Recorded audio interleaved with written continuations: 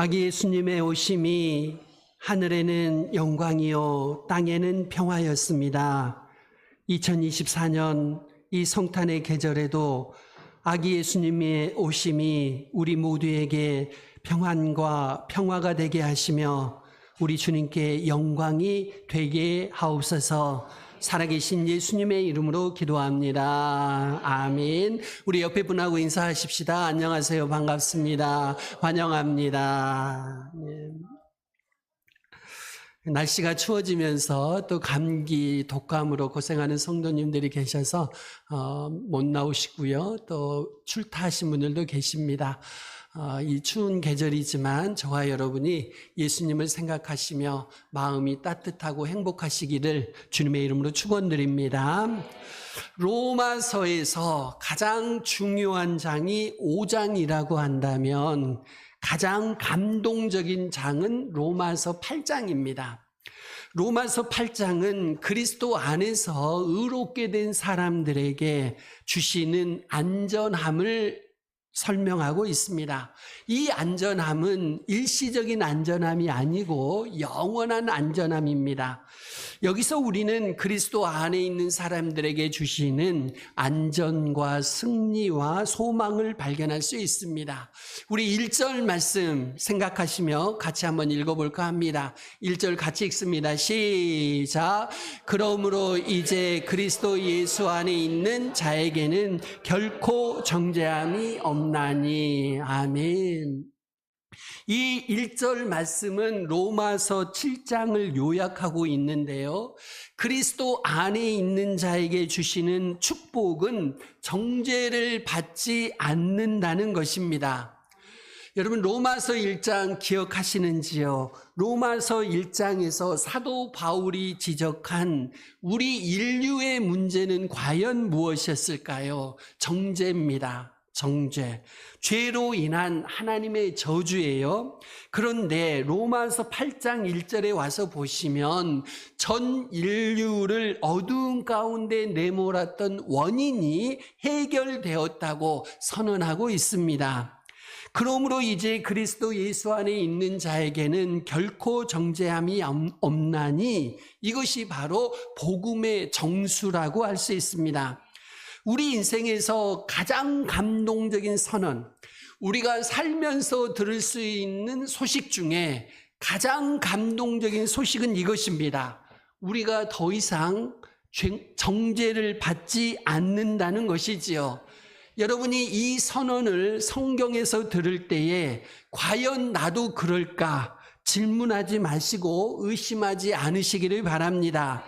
그리스도 안에 있는 사람들은 정죄를 받지 않습니다. 복음의 엄청난 선언입니다. 첫 번째입니다. 정죄를 받지 않는 삶입니다. 여기서 정죄를 받지 않는다는 게 과연 무슨 뜻일까요? 첫 번째, 하나님이 우리를 거절하지 않으신다는 것입니다. 여러분 늘 기억하십시오. 여러분이 어떤 모습이든지 하나님이 여러분을 내치지 않으시고 거절하지 않으십니다. 우리의 죄 때문에라도 하나님이 우리를 버리지 않으셔요. 여러분 우리가 예수님을 믿을 때 우리는 하나님의 가족으로 다시 태어나는 줄로 믿습니다. 하나님의 가족으로 태어난 사람들은요, 어떠한 죄와 허물이 있든지 간에 하나님의 가족에서 쫓겨나지 않습니다. 여러분에게 어떤 죄와 허물이 있어도 하나님이 여러분을 호적에서 파지 않으신다는 말씀입니다. 이것이 바로 정죄를 받지 않는다는 뜻이지요. 이것은 자녀들을 생각해 보시면 쉽게 이해하실 수 있을 거예요. 여러분의 자녀들이 죄가 있어도 허물이 있어도 그렇다고 여러분 버리지는 않으시잖아요. 집 나가라고 가끔 말은 하시지만 그건 본심이 아니시죠. 철 좀 들어라, 속 차르라는 뜻으로 말하는 것이지 집 나가버려라 진심은 아니거든요. 여전히 귀한 우리들의 자녀들입니다. 우리가 예수님을 믿고 하나님의 자녀가 될 때 어떠한 죄와 허물이 있다 해도 하나님의 가족에서 쫓겨나지 않습니다. 이 확신이 여러분에게 있으시기를 바랍니다. 우리 마음에 깊은 상처를 남기는 것은 거절감입니다. 누구에게서 거절당하는 추억이지요. 가정에서 받은 거절감, 사회에서 받은 거절감이 있으면 우리는 마음속 깊은 곳에 상처를 안고 살아갑니다. 이때에 우리 마음에 있는 거절감을 씻어낼 수 있는 가장 좋은 길은 우리가 하나님께 거절되지 않는다는 것입니다. 여러분의 가족들에게서 거절당하셨을지라도, 사회에서 거절당하셨을지라도, 여러분이 예수님 안에만 계신다면 하나님은 여러분을 절대로 쫓아내지 않으시고 거절하지 않으십니다. 첫 번째입니다. 정죄를 받지 않는다는 것은 하나님이 우리를 거절하지 않으신다는 것입니다. 두 번째는 형벌이 없다는 거예요. 하나님이 우리의 죄에 대해서 영원한 형벌을 내리지 않으시는 겁니다. 우리가 죄의 대가를 경험하도록 하나님이 일시적인 형벌을 내리실 수는 있어요. 하지만 이 형벌도 정확한 형벌이 아니고 그냥 맛보기에 불과합니다. 여러분의 자녀들이 잘못했을 때 어린 시절 따끔하게 혼내셔야 되잖아요. 그래야지 두 번 다시 안 하잖아요. 그러기 위해서 여러분의 자녀들 혼내신 경험이 있을 겁니다. 하나님이 그런 차원에서 우리에게 징계를 하실지언정 영원히 형벌을 내리지는 않으셔요. 죄에 대한 대가를 정확하게 계산해서 우리에게 내리신다면 우리는 이 순간 다 죽습니다. 정죄를 받지 않는다는 것은 우리가 받아야 할 죄의 형벌을 우리에게 내리지 않으신다는 거예요. 얼마나 감사한 일인지 모르겠습니다. 죄에 대한 형벌을 정확하게 받으면 우리 모두 죽는데 그 형벌을 우리에게 그렇게 내리지 않으셔요. 로마서 5장 24절은 이렇게 말씀합니다. 내가 진실로 진실로 너희에게 이르노니 내 말을 듣고 나 보내신 이를 믿는 자는 영생을 얻었고 심판에 이르지 아니하나니 사망에서 생명으로 옮겼느니라. 아멘. 심판에 이르지 아니하나니 죄에 대한 형벌을 영원히 받지 않는다는 말씀입니다. 여러분, 사도 바울은 왜 이렇게 정죄받지 않는다는 것을 강조하고 있을까요? 우리가 스스로를 정죄할 필요가 없다는 것을 우리에게 말하고 싶어서입니다. 여러분, 우리를 정죄하실 수 있는 분은 하나님이신데 그 하나님이 우리를 정죄하지 않으신다면 우리도 우리 자신을 정죄해서는 안 됩니다. 예수님을 믿는 사람들이 반드시 넘어야 하는 관문이 이건데요. 자신을 정죄하지 않는 겁니다. 바꾸어 말하면 죄책감으로부터 자유하게 되는 것이지요. 그렇다고 해서 죄에 대한 회개 안 해도 된다, 그런 뜻은 아니고요. 우리가 실패할 수도 있고 넘어질 수도 있지만 다시 일어설 수 있다는 것입니다요. 여러분, 죄책감은 죄에 대한 책임을 내 자신이 감당해서 이 죄를 해결하려는 마음이지요. 여러분, 잘못해놓고 누군가에게 잘못해놓고 죄책감을 가지면 그건 무슨 뜻이에요? 야, 이거 내가 고쳐야 되겠다. 그 사람한테 어떤 조치를 취해서 내가 이 잘못을 바로잡아야 되겠다. 그런 뜻 아니겠습니까요? 그런데 과연 우리 자신이 우리 자신의 죄를 감당할 수 있을까요?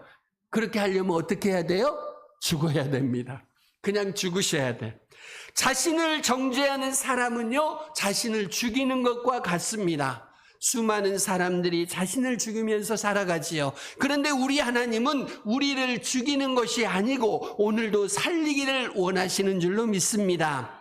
여러분, 교회에 와서 듣는 복음, 성경이 말하는 복음은 우리를 죽이는 것이 아니고 살리는 것인 줄로 믿습니다.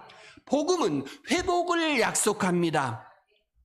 우리가 회복할 수 있는 근거는 무엇일까요? 그리스도 안에 있는 사람들은 정죄를 받지 않는다는 것이지요.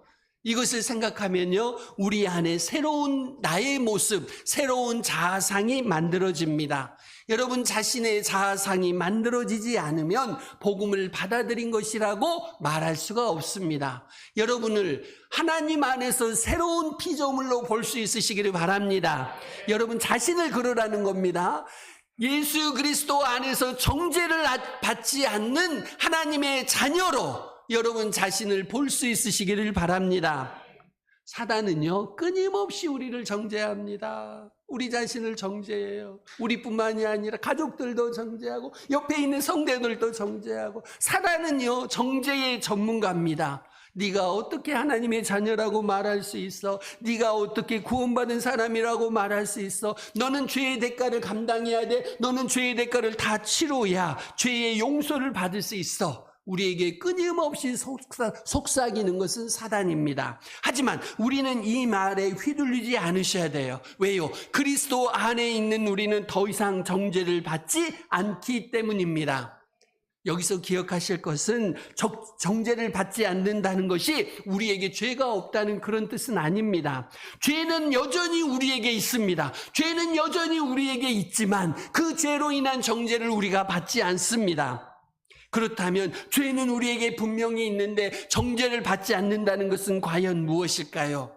우리는 정죄 대신에 칭의를 받습니다. 정죄의 반대말은 칭의입니다. 결국 정죄를 받지 않는다는 것은 칭의를 받는다는 것과 같은 뜻입니다. 정죄를 받는다는 것은 잘못했을 때 죄가 있다고 그 죄를 규정하는 것이지요. 반대로 칭의는 잘못했을 때 분명히 죄가 우리에게 있어도 죄가 없는 것으로 하나님이 취급해 주신다는 것입니다. 논리적으로 말이 안 되지요. 하지만 은혜는 비상식적인 것이 아니고 초상식적인 것이고 논리를 초월하는 것입니다. 그리스도 안에 있는 자에게 주어지는 축복은 분명히 여전히 죄가 우리에게 있음에도 불구하고 하나님이 우리를 죄 없는 것으로 여겨주는 것입니다. 왜요? 예수님의 십자가 때문에 그렇습니다.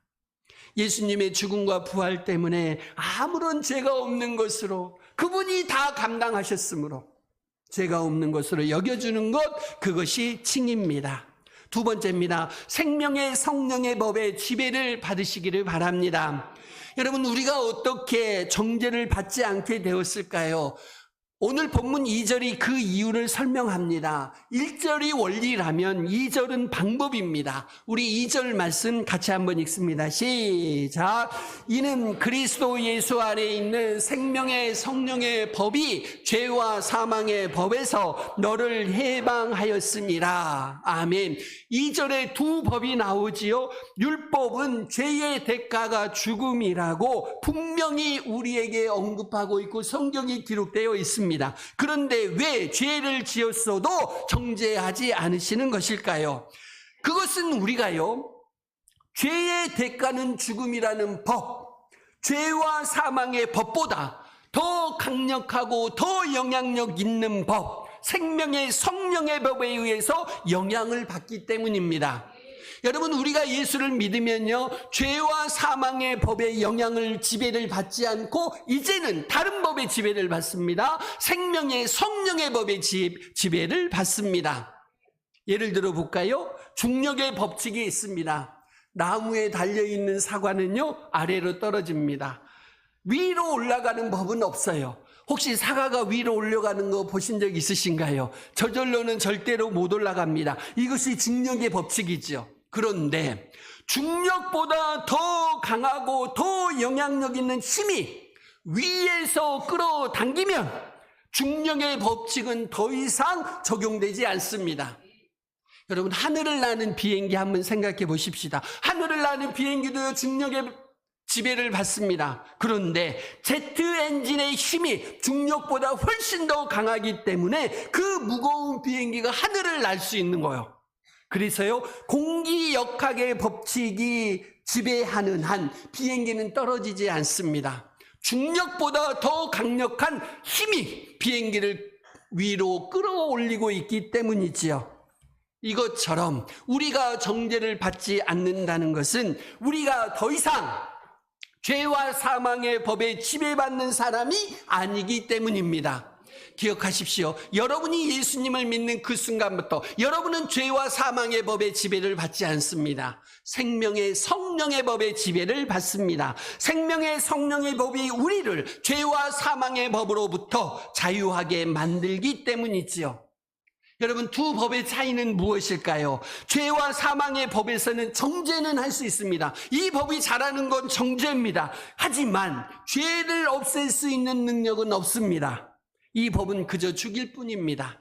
이 법이 악하다는 것이 아닙니다. 옳은 법입니다. 하지만 이 법은 죄에 대해서 사망을 끊임없이 요구하는 법입니다. 반대로 생명의 성령의 법은요, 반대입니다. 이 법은 죄를 없앰으로써 정죄가 사라지는 법입니다.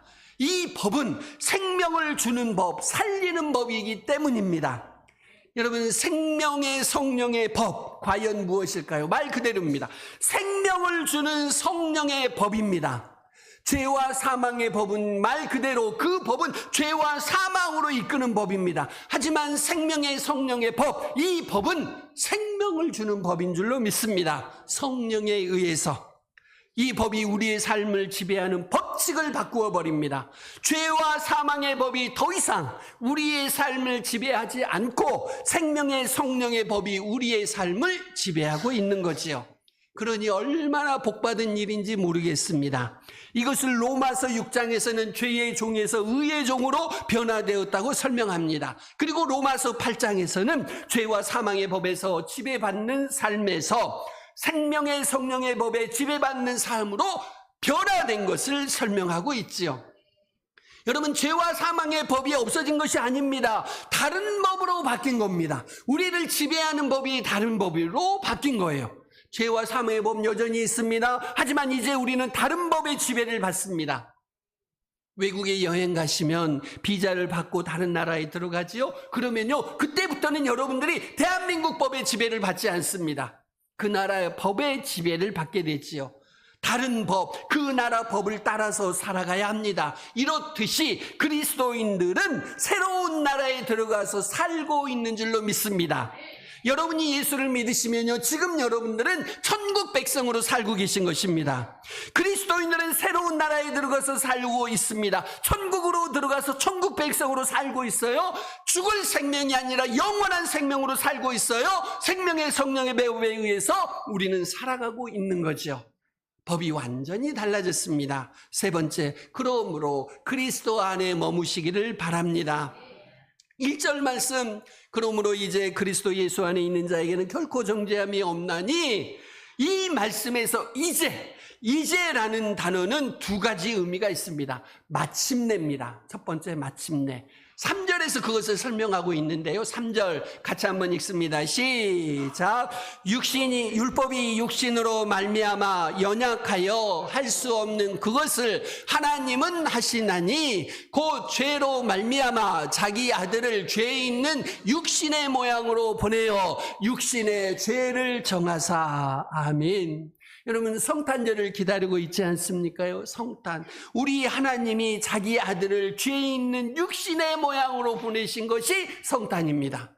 이 일이 있으므로 우리가 정죄함을 안 받는 거죠. 그러니 얼마나 기쁜 절기인지 모르겠습니다. 자기 아들을 죄 있는 육신의 모양으로 보내신 절기, 그것이 성탄절입니다. 우리가 이 뜻을 생각하시며 기뻐하고 감사하시며 축하할 수 있으시기를 바랍니다. 율법이 할 수 없는 그것을 누가 하셔요? 하나님이 하십니다.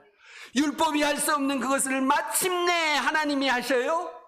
율법이 우리를 의롭게 만들지 못한 것은 율법이 단지 요구사항만을 끊임없이 제시하고 있기 때문이지요. 율법의 문제가 아닙니다. 율법이 틀린 것도 아닙니다. 그 요구사항을 이루지 못하는 우리의 문제입니다. 율법은 바른 말을 합니다. 그런데 우리는 그 바른 말을 따를 능력이 없어요. 율법의 연약함은 율법 자체에 있는 것이 아니고 율법의 연약함은 우리 안에 있는 죄의 성품에 있습니다. 그래서 우리는 율법의 요구를 다 들어줄 수가 없어요. 그러면 하나님이 하신 일은 무엇일까요? 죄가 없는 당신의 아들을 정죄하셔서 정죄받은 자에게 주어지는 율법의 저주를 몽땅 그 아들이 담당하도록 만드신 것이지요. 왜 그렇게 하셨을까요? 4절이 그 이유를 설명하고 있습니다. 4절 같이 읽습니다. 시작. 육신을 따르지 않고 행하는 우리에게 율법의 요구가 이루어지게 하려 하심이니라. 아멘. 예수님이 육신 안에서 정죄를 받으셨을까요? 우리가 이루지 못하는 율법의 요구를 이루어 주시기 위해서입니다. 우리는 죽었다 깨어나도 율법이 요구하는 요구하는 것을 지킬 수가 없어요. 그런데 그 율법의 요구를 예수님이 다 이루시려고 이 땅에 오셨고 죽으셨습니다. 정죄받은 자에 대한, 정죄받은 우리에 대한 율법의 요구는 결국 죽음입니다. 율법은 죄의 삭시 사망이라고 분명하게 말씀하시지요. 그리고 그 율법의 요구가 그리스도 안에서 완벽하게 이루어졌습니다. 하나님이 모든 일을 이루셨으므로 우리는 정죄를 받지 않게 된 것입니다. 율법이 할 수 없는 그것을 하나님이 마침내 하셨습니다. 둘째, 로마서 8장에서 이제는 임의입니다. 이미 이루셨습니다. 로마서 8장 33절 34절은 이렇게 말씀합니다. 누가 능히 하나님께서 택하신 자들을 고발하리요, 의롭다 하신 이는 하나님이시니 누가 정죄하리요, 죽으실 뿐 아니라 다시 살아나신 이는 그리스도 예수시니 이는 하나님 우편에 계신 자요 우리를 위하여 간구하는 자시니라. 여러분, 우리는 이미 하나님의 선택을 받은 줄로 믿습니다. 예수님을 믿는 여러분들이요, 하나님이 여러분을 선택하셨는데 이미 선택하신 줄로 믿으시기를 바랍니다. 나중에 선택하시는 거 아닙니다. 지금 선택하시는 것도 아닙니다. 이미 우리를 선택하신 줄로 믿습니다. 우리는 이미 선택받았으므로 정죄를 받지 않는다는 뜻입니다. 스가랴 3장에 가서 보시면요, 그리스도 안에서 의롭게 된 사람에게 주어지는 축복을 정말 아름다운 모습으로 보여주고 있습니다. 그 내용 잠깐 소개해 드립니다. 스가랴는 환상 가운데 여호수아를 보는데요, 세상에 사단의 고소를 받고 있는 대제사장인 여호수아가 등장합니다. 여러분, 대제사장 여호수아를 사단이 고소하는 거예요. 사단이 오른쪽에서 여호수아를 고소합니다. 고소의 이유는 대제사장 여호수아가 더러운 옷을 입고 있다는 것이지요. 여러분, 사단은 검사의 역할을 하고 있어요. 그의 고소에는 합당한 근거가 있습니다. 그의 고소가 절대 틀리지 않습니다. 맞습니다. 정확합니다. 그가 그렇게 고소하고 있습니다. 사단의 고소의 근거는 율법이지요. 율법에 의하면 대제사장은 반드시 입어야 할 옷이 있고요, 대제사장이 그 옷을 입지 않으면 죽임을 당할 수밖에 없습니다. 그런데 대제사장 여호수아를 가만히 보니까요, 그 옷을 입고 있지 않습니다. 더러운 옷을 입고 있는 거지요. 합당하지 못한 모습으로 서 있는 겁니다. 사단의 고소, 율법의 정당한 고소가 있습니다. 그렇죠? 그런데 하나님은 어떻게 하셨을까요? 어떤 판결을 내리셨을까요? 하나님이 대제사장 여호와를 책망하신 것이 아니고 사단을 책망하십니다. 놀랍습니다. 대제사장을 책망하지 않습니다. 더러운 옷을 입고 있는 여호수아를 책망하지 않고 반대로 고소하는 정당한 사단을 책망하셔요. 그 이유가 무엇일까요? 첫 번째, 하나님이 예루살렘을 선택하셨기 때문입니다. 하나님의 선택이 먼저 있었습니다. 스가랴 3장 2절은 이렇게 말씀합니다. 여호와께서 사단에게 이르시되 사단아, 여호와께서 너를 책망하노라. 예루살렘을 택한 여호와께서 너를 책망하노라. 이는 불에서 꺼낸 그슬린 나무가 아니냐 하실 때에, 여러분 잘 들어두십시오. 하나님의 선택은 율법보다 먼저 있고 율법보다 중요합니다. 하나님이 이스라엘에게 율법을 주셨지만 이스라엘을 당신의 백성으로 선택하신 이후에 주셨다는 것, 그걸 기억하셔야 돼요. 출애굽시키신 후에 주셨습니다. 다시 말씀드려서 하나님의 선택이 율법보다 먼저고 하나님의 선택이 율법보다 중요합니다. 하나님이 여러분을 선택하셨다면 율법이 아무리 여러분을 공격해도, 사단이 아무리 여러분을 고소해도 하나님이 여러분을 책망하지 않으십니다. 둘째, 고소의 원인이 되는 더러운 옷을 벗기고 아름다운 옷을 하나님이 입혀주셔요. 놀랍지요? 여호수아의 더러운 옷을 스스로 벗지 못하고 있으니까 하나님이 벗겨주시고 그 죄를 다 없애주시는 겁니다요. 그러면서 하나님이 사단을 또 책망하십니다.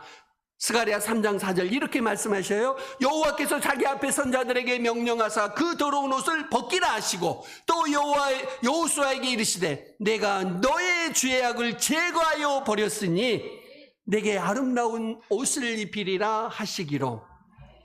여러분, 어떻게 이런 일이 있을까요? 이 일이 어떻게 가능할까요? 여호와의 천사가 옆에서 설명해 줍니다. 스가랴 3장 9절에서 이렇게 설명해 줘요. 만군의 여호와가 말하노라. 내가 너 여호수아 앞에 세운 돌을 보라. 한 돌에 7눈이 있느니라. 내가 거기에 새길 것을 새기며 이 땅의 죄악을 하루에 제거하리라. 여호수아의 죄악을 하나님이 제거해 주시는 겁니다. 여호수아의 죄뿐만이겠습니까요? 우리 모두의 죄악도 하루에 제거해 주신 줄로 믿습니다. 이 땅의 죄악을 하루에 제거하리라. 무엇이 생각나신가요? 십자가 생각나시지요? 하나님이 보내신 아들 예수님이 이 땅의 죄악을 하루 만에 십자가에서 제거하신 그 사건을 통해서 모든 고소의 원인이 사라진 것입니다요. 이해되시죠? 더 이상 사단이 고소할 이유가 없어져 버렸어요. 우리가 예수님 안에 있다면. 그러니 정죄가 없는 것입니다. 따라서 그리스도 안에 있는 사람들은 정죄를 받지 않습니다. 사랑하는 성도 여러분들이여, 말씀을 정리합니다. 그리스도 안에 있는 사람들은 정죄를 받지 않습니다. 이것을 여러분들이 늘 기억하시기를 바랍니다. 하나님이 정죄의 원인이 되는 율법의 요구 죽음을 그리스도의 죽음으로 전부 이루셨기 때문이지요.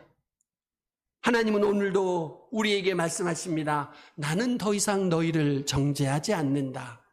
그러므로 여러분들이 이 자유와 평안을 성탄의 계절에 풍성하게 누리시기를 바랍니다. 우리 이 시간 같이 기도하며 결단하겠습니다. 그러므로 이제 그리스도 예수 안에 있는 자에게는 결코 정죄함이 없나니 우리에게 선포하시니 주님 감사합니다. 나도 예수님을 믿음으로 예수님 안에 있고 정죄를 받지 않게 하옵소서. 생명의 성령의 법의 지배를 받게 하옵소서. 예수님 안에 머물게 하옵소서. 우리 같이 기도하시겠습니다.